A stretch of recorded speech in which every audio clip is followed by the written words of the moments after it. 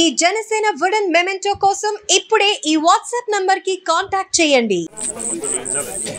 మంది ఏంటంటే మనం ఏదో చెప్పాలి మీకు. మేము 5 కోట్ల లక్షలు పెట్టి అభివృద్ధి కార్యక్రమాలు చేసామమ్మా.